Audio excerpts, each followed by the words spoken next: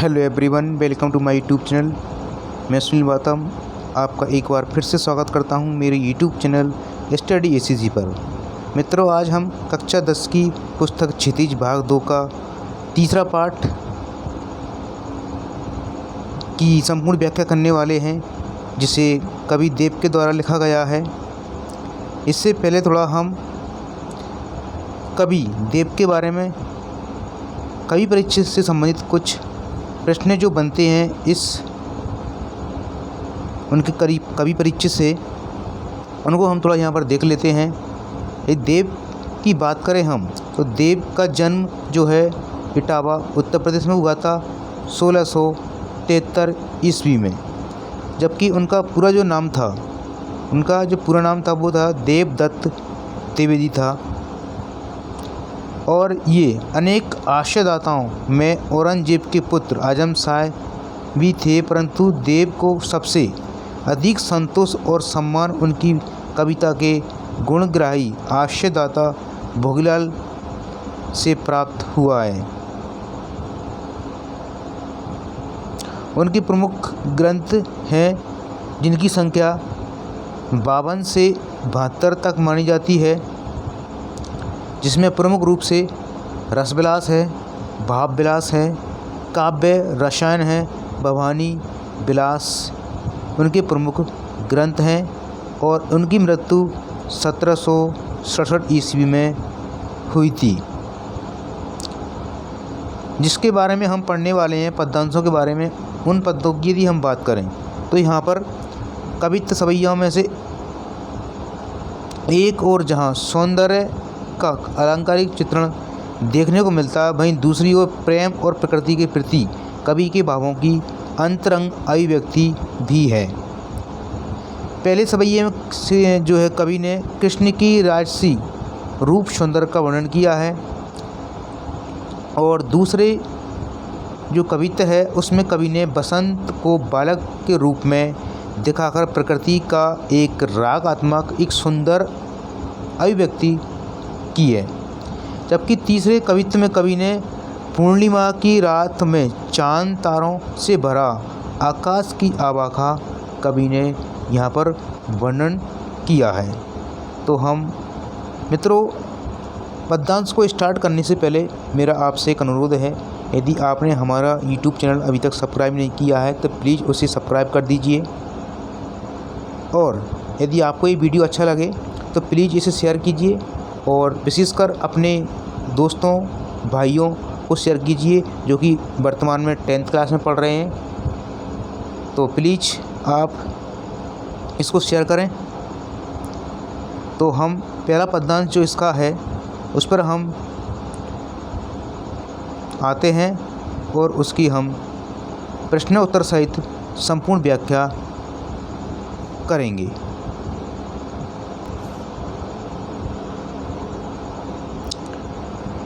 कवि ने पहले पद्यांश में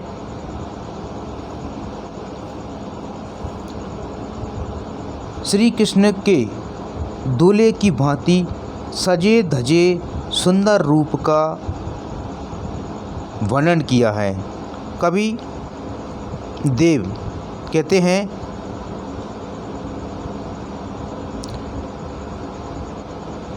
पानी नुपुर मंजू बजेई, कटी किंकनी केई धुनी की मधुराई, सांवरे अंग लसई पट पीत, ये हुलसई मन माल सुहाई, माथे कृट बड़े द्रग चंचल, मंद हसी मंद मुख चंद जुनहाई, जे जग मंदिर दीपक सुंदर, श्री ब्रज दूल्हे देव सहाई।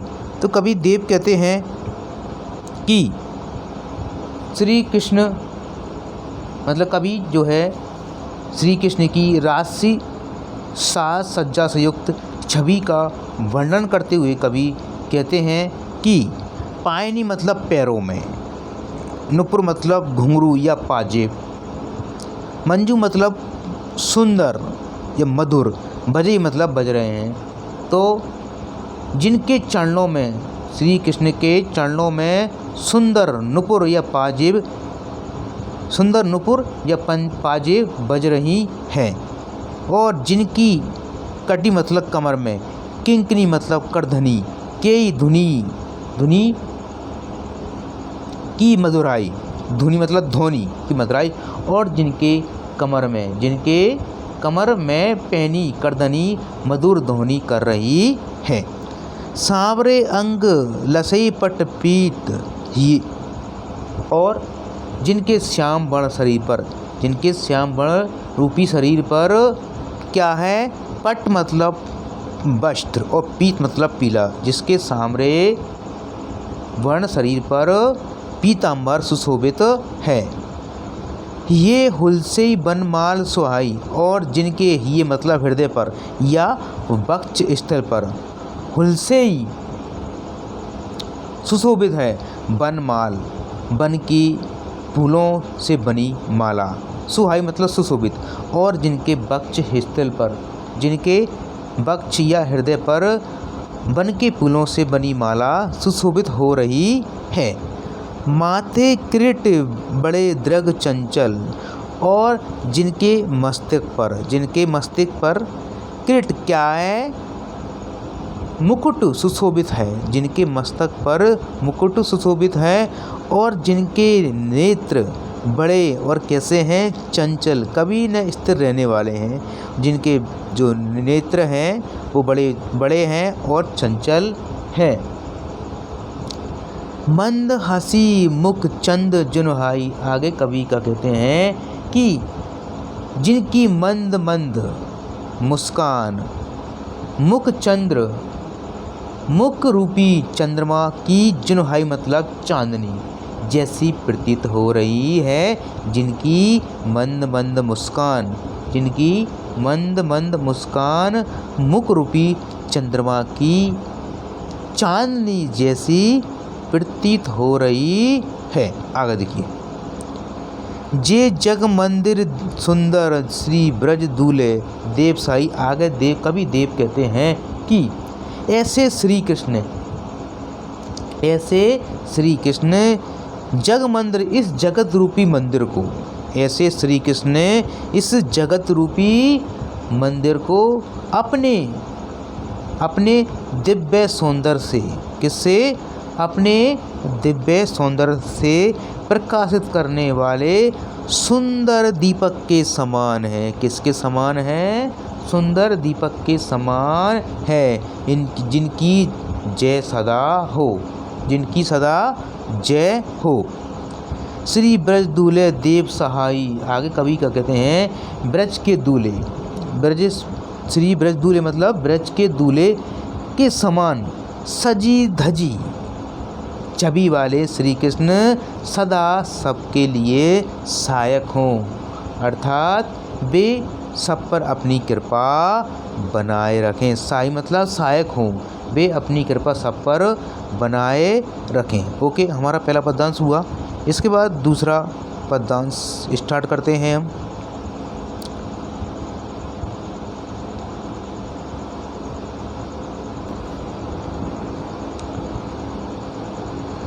कवि ने इन पंक्तियों में बसंत ऋतु को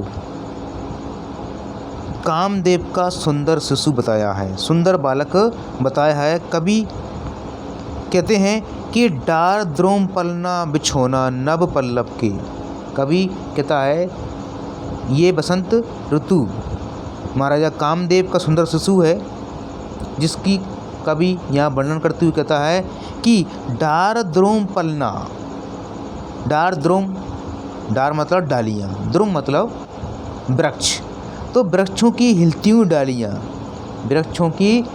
हुई डालियाँ उसे सुलाने का पलना है। क्या है उसे, मतलब किसको, बसंत ऋतु को वृक्षों की हिलती हुई डालियाँ उसे सुलाने का क्या है, पालना है।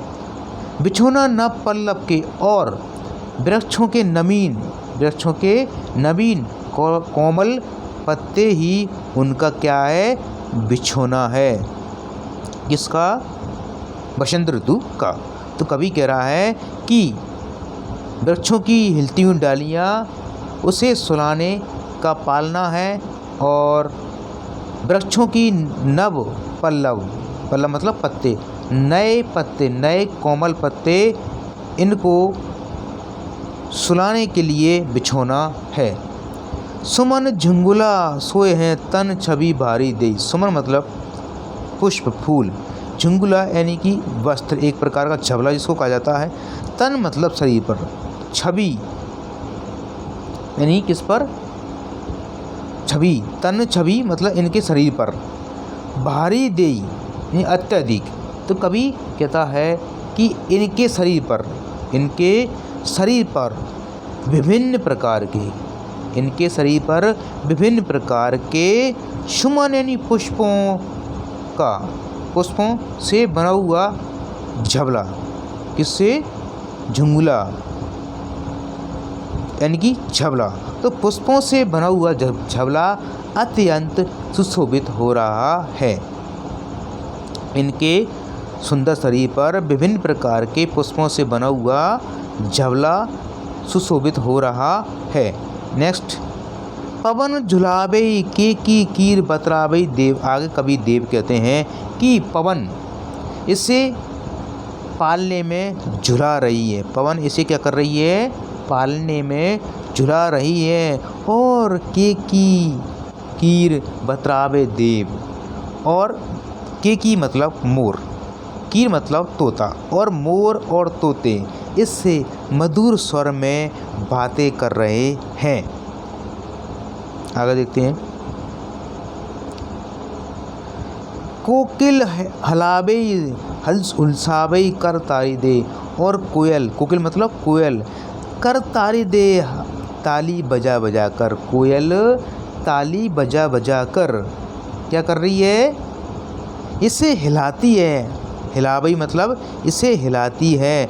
और हुलसावई, और इसे क्या करती है, प्रसन्न करती है। कोयल ताली बजा बजा कर इसे हिलाती है और इसे प्रसन्न करती है। किसे प्रसन्न करती है, बसंत ऋतु को।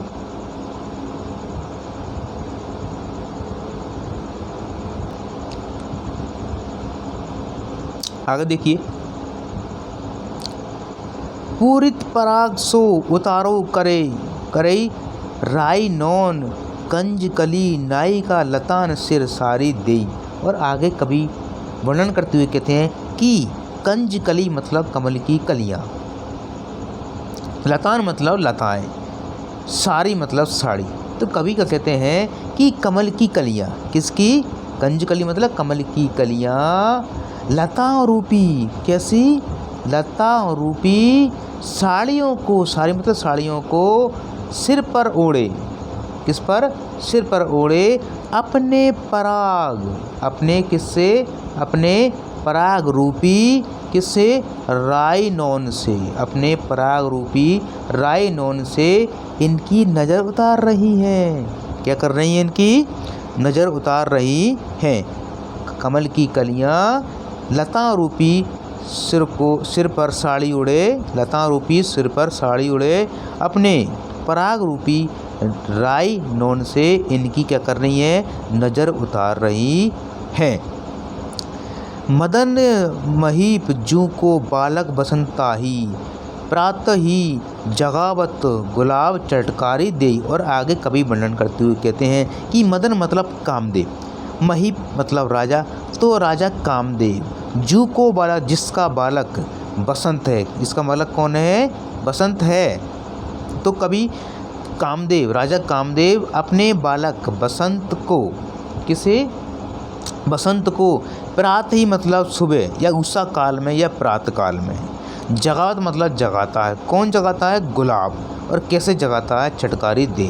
तो आगे कवि कहते हैं कि महाराजा या राजा कामदेव अपने बालक बसंत को प्रातः काल या उषा काल में गुलाब, कौन, गुलाब चुटकी बजा बजा कर जगाता है।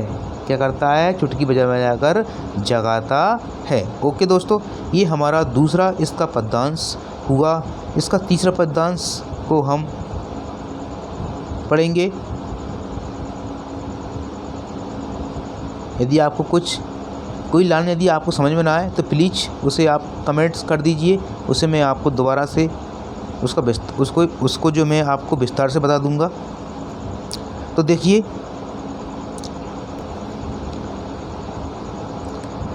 इस पद्यांश में कवि ने चांदनी से भरे हुए श्वेत आकाश का एक कल्पनात्मक चित्र प्रस्तुत किया है।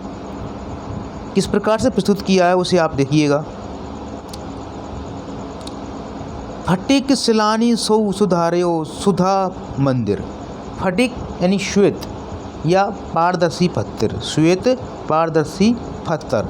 शिलानी यानी कि शिलाओं से या पत्थरों से। सुधार्यो मतलब बनाया है या संवारा है। सुधा यानी अमृत होता है, लेकिन यहाँ पर चांदनी से लिया गया है। मंदिर मतलब भवन। तो कवि क्या कहते हैं कि कवि कहता है कि ये चांदनी से भरा हुआ, ये चांदनी से भरा हुआ आकाश कैसा है? श्वेत पारदर्शी, श्वेत पारदर्शी शिलाओं से बना हुआ कोई एक भव्य भवन है। कवि मतलब आकाश का वर्णन करते हुए कवि कहते हैं कि ये चांदनी से भरा हुआ, यह चांदनी से भरा हुआ श्वेत पारदर्शी से, श्वेत पारदर्शी शिलाओं या पत्थरों से बना हुआ कोई एक कैसा है? सुंदर या भव्य भवन है। उद्धि दधि को सो अधिकाई उमगे अमंत। आगे कवि कहते हैं उद्धि मतलब सागर या समुद्र, दधि मतलब दही, अधिकाई मतलब अत्यधिक, उमगे मतलब उमड़ या उमड़ रहे हैं, उमड़ रहा है, और अमंत मतलब तीव्रता से। तो कवि वर्णन करते हुए मतलब कवि को ऐसा लगता है, कवि को ऐसा लगता है जैसे चांदनी के रूप में। किसके रूप में? चांदनी के रूप में। किसके रूप में?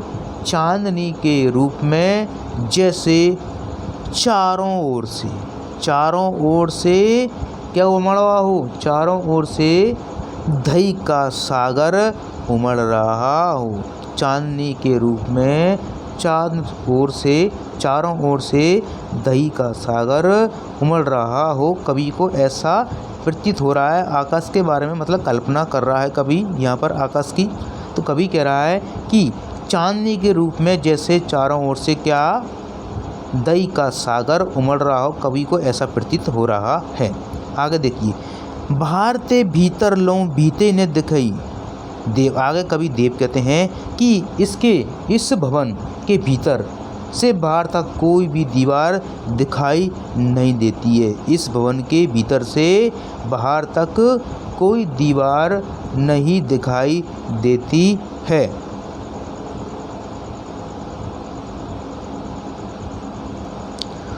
दूध को सो फैन फैलायो आंगन फरस बंद।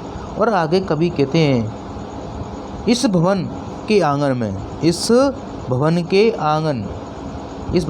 आंगन में क्या श्वेत पारदर्शी पत्थर से जड़ा हुआ फर्श है।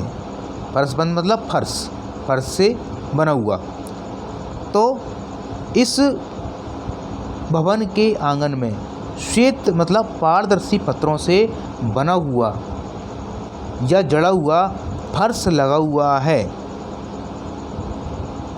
जिस पर कवि कहता है कि जिस पर चांदनी, कौन? जिस पर चांदनी दूध को सो फैन, दूध के झागों के समान फैली हुई है। जिस पर चांदनी दूध के झागों के समान फैली हुई है। इस पंक्ति को आप एक बार फिर से देखना। कवि को ऐसा लगता है कि इस भवन के आंगन में जो है श्वेत पारदर्शी पत्थरों से जड़ा हुआ फर्श लगा हुआ है, जिस पर चांदनी दूध के झागों के समान फैली हुई है। नेक्स्ट आगे देखो, तारासी तरुणी तामे ठाड़ी झिलमिलाती होती।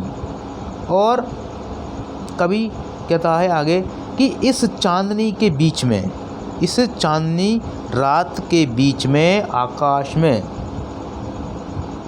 तारे या तारिकाएं ऐसी प्रतीत हो रही हैं, ऐसी झिलमिला रही हैं, ऐसी प्रतीत हो रही हैं मानो क्या कि मोतियों के आभूषण से बनी या मोतियों के आभूषण से सजी धजी कौन तरुणी मतलब युक्ति क्या करी हो, सुंदर युक्ति खड़ी हो।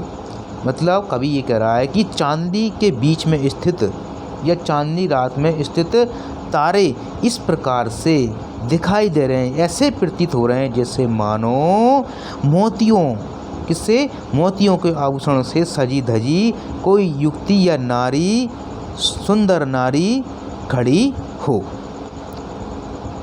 आगे देखिए, मोतिन के ज्योति मिलियो मलिका को मरकंद। और आगे कवि कहते हैं कि आगे कवि कहते हैं कि मोती जैसे दमक रहे हैं।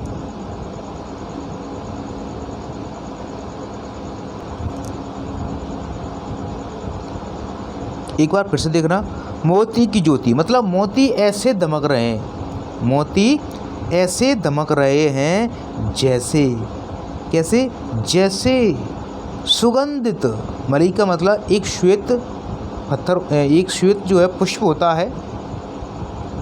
तो कवि कह रहा है कि मोती ऐसे चमक रहे हैं, ऐसे दमक रहे हैं जैसे सुगंधित, क्या, सुगंधित सफ़ेद मलिका के पुष्प से सुगंध चारों ओर फैल जाती है।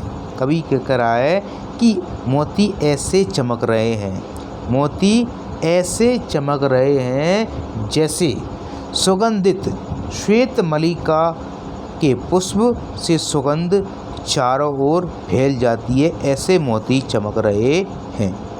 आगे देखो, आरसी से अंबर में आवा सी उजारी लगई, प्यारी राधिका को प्रतिबिंब सो लगत चंद।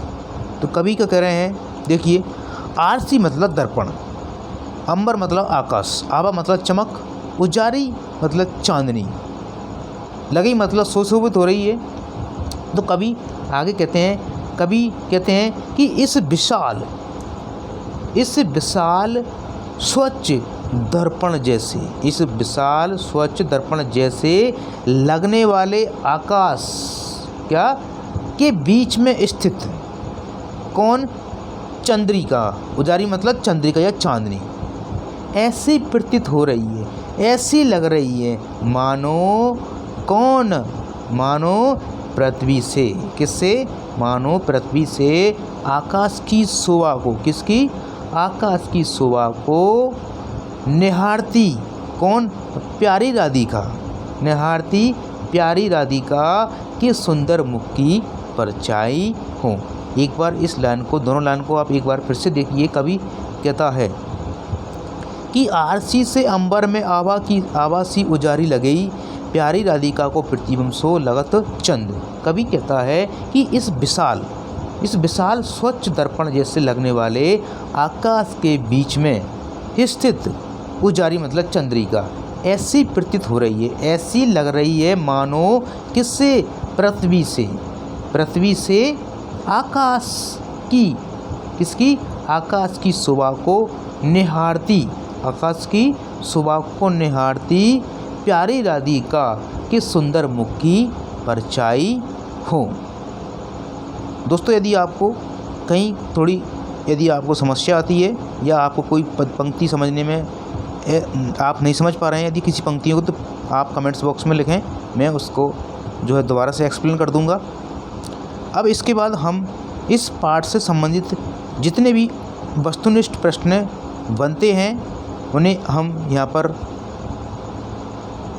दोहराने की कोशिश करते हैं। देखिए, सबसे पहले हम जो कवि परिचय उससे कितने प्रश्न बन सकते हैं उनको भी हम यहाँ से देख सकते हैं, देखते हैं। देखिए आप, इसका हमारा पहला प्रश्न है, उनका जन्म कहाँ हुआ था, कब हुआ था, ठीक है, और उनका मूल नाम क्या था, तो देवदत्त द्विवेदी था इनका। और इसके अलावा जो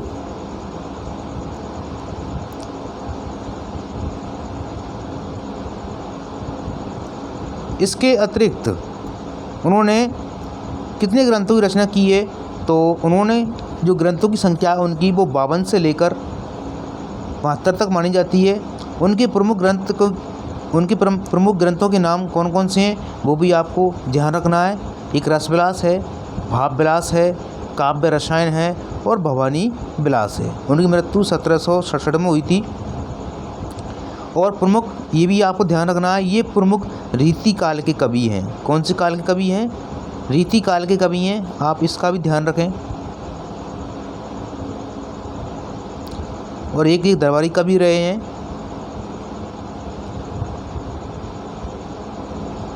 इसके अतिरिक्त और प्रश्न जो बनते हैं वो पद्यांश से बनते हैं। एक प्रश्न आपका यहाँ से बन सकता है, प्रस्तुत पंक्तियों में किसकी छवि का वर्णन किया गया है? तो श्री कृष्ण की छवि का वर्णन किया गया है। इसके अलावा और प्रश्न भी यहाँ से बनते हैं, जैसे कि श्री ब्रज दूल्हा, यानी कि ब्रज का दूल्हा किसे बताया गया है? तो श्री कृष्ण को बताया गया है। और श्री कृष्ण अपने पैरों में क्या धारण किए हुए हैं? तो घुंघरू, अपने पैरों में नुपुर धारण किए हुए हैं, घुंघरू धारण कर रखा है उन्होंने। और यदि हम बात करें उनकी कमर, उनने अपनी कमर में क्या धारण कर रखा है? तो इसका उत्तर होगा आपका किंकनी, मतलब करधनी उन्होंने अपने कमर में धारण की हुई है। और उनके शरीर पर, नेक्स्ट प्रश्न जो है, और उनके शरीर पर किस प्रकार के वस्त्र सुशोभित हैं? तो पीताम्बर, कैसे? पीले वस्त्र पीताम्बर सुशोभित हैं। और उनके वक्ष स्थल पर क्या सुशोभित है? फूलों, वन के फूलों की से बनी हुई माला सुशोभित है। और उनके चंचल कैसे हैं? उनके जो दृग हैं, नेत्र हैं, वो कैसे हैं? बड़े और चंचल हैं। यहाँ पर श्री कृष्ण की हंसी को किसके समान बतलाया गया है? चंद्रमा में चांदनी के समान बतलाया गया है। और उन्हें इस जगत रूपी दीपक का मंदिर कहा गया है, श्री कृष्ण को।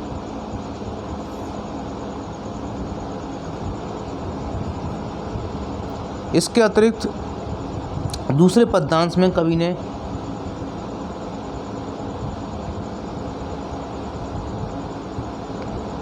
कुछ प्रश्न इसमें भी हैं, देखिए आप।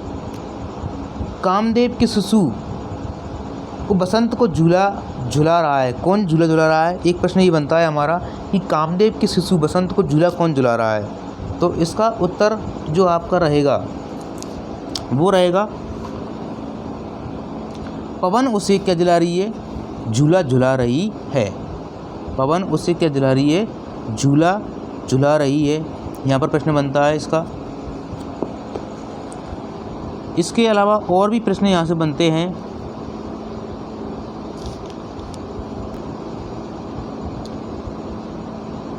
बसंत ऋतु से कौन बातें कर रहा है मधुर स्वर में? तो वो कीकी और कीर उससे मधुर स्वर में बातें कर रहे हैं, जबकि कोयल उन्हें हिला रही है और उसे प्रसन्न कर रही है ताली बजा बजा कर, मतलब ताली बजा बजा कर उसे प्रसन्न कर रही है। बसंत ऋतु का जो झबला है वो किससे बना हुआ है? विभिन्न प्रकार के फूलों से मिलकर बना हुआ है। और उनका जो बिछौना है वो नव पल्लव वृक्षों की कोमल पत्तों का उनका बिछौना है बसंत ऋतु का।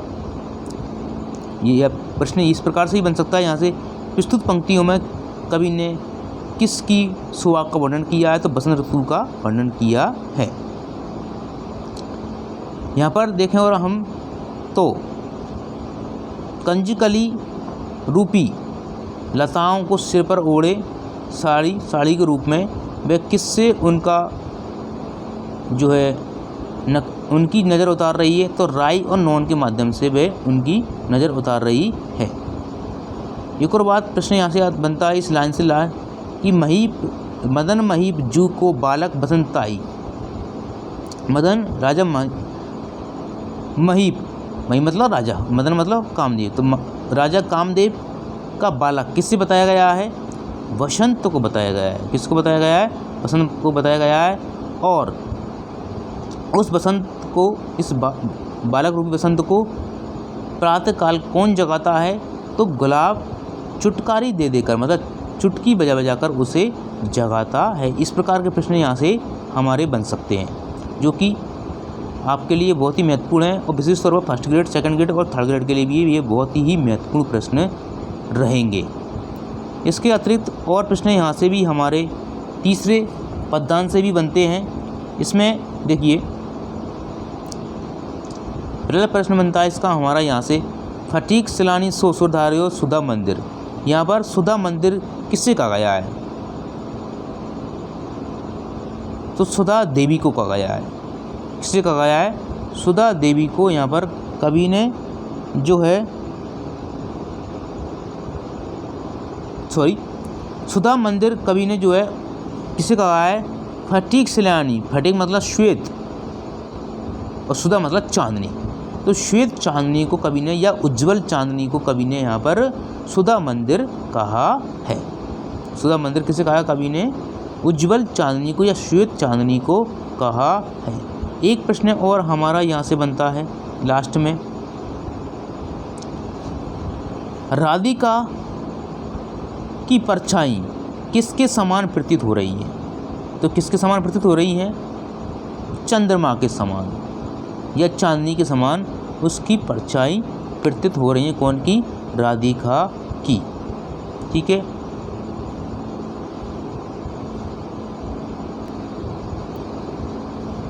और एक प्रश्न और बनता है यहाँ से, आकाश कैसा प्रतीत हो रहा है? दर्पण के समान प्रतीत हो रहा है। किसके समान प्रतीत हो रहा है? आरसी मतलब दर्पण के समान प्रतीत हो रहा है।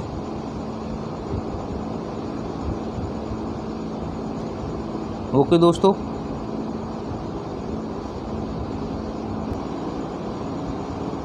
दोस्तों, यदि आपको ये वीडियो अच्छा लगे तो प्लीज़ आप इसे लाइक कीजिए, चैनल को आप सब्सक्राइब कीजिए और चैनल को और वीडियो को शेयर कीजिए और अपने दोस्तों को, अपने मित्रों को शेयर कीजिए, जिससे उनको भी फ़ायदा हो सके, वो भी इस वीडियो के माध्यम से अपना लाभ उठा सकें।